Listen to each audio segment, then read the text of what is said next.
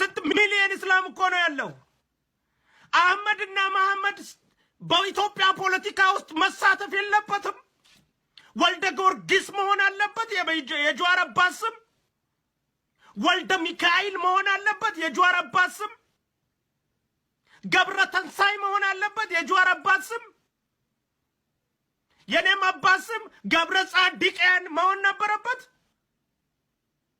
ኢንሻአላህ ያ ነው ወይ መሆን የነበረበት? ንገሪን እንጂ ማየ ያ ነው ወይ መሆን ያለበት? ይሄ የማየ አስተሳሰብ አይደለም፣ የብዙሃኖቹ ጭፍኖች አስተሳሰብ ነው።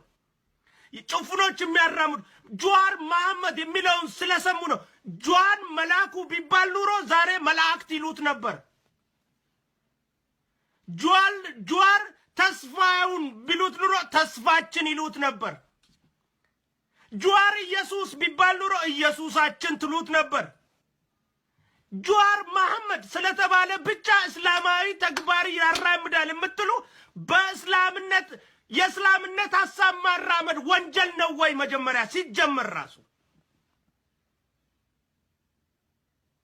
ነፍጥ ያነገብሽ ቤተ ክርስቲያን ሄደሽ ኃጢአትሽን በወጣትነት እድሜሽ እስከ ዛሬ ድረስ ስትንዘላዘል የነበረውን ኃጢአት ሄደሽ ይቅር እንደማለት ቸርች ውስጥ ሄደሽ አልቅሰሽ ከፈጣሪ ይቅርታ መጠየቂያ ሰዓትሽ ላይ በ11ኛው 50 ደቂቃ ላይ ይሄንን ኃጢአት እንደገና ላይሽ ላይ ታጉሪያለሽ።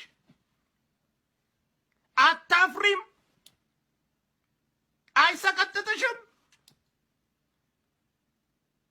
ምን አይነት አእምሮ ይዘሽ ነው የምትወጪው? ስለዚህ ጀዋርን እስላማዊ መንገድ ነው የሚያራምደው የምትሉ ሰዎች ሁሉም እስላም ለፖለቲካው ቀድሞ ከወጣ የኢትዮጵያ ፖለቲካ ላይ ከተሳተፈ የእስላም አመለካከትን ያራምዳል ብላችሁ ስትገሉን ነበር። አው ከሀገር ስታሳዱን ነበር። አው ስም ስታስቀይሩን ነበር። አው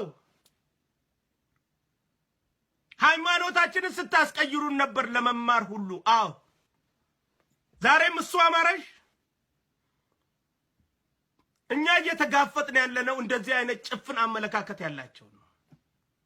ኃይለ ማርያምን በሃይማኖቱ መጠየቅ ነው። እኛ መለስ ዜናዊ ሃይማኖቱ ምንድነው? መቻልንኛ መንጌ ሃይማኖቱ ምንድነው? መቻልንኛ አላልንም እኮ አላልንም። ስለዚህ ጀዋር መሐመድ እንዳው የኢትዮጵያ ፖለቲካ ውስጥ ለመሳተፍ የመሐመድን ስም መቀየር አለበት ይሄ ሰው። እኔም የኢትዮጵያ ፖለቲካ ውስጥ ለመሳተፍ አንጋሳ አህመድ ኢብራሂም የሚለው መቀየር አለብኝ። ለዚህም ነው የኢትዮጵያ እስላሞች በሙሉ የንቃት ደውል ነው የምላችሁ።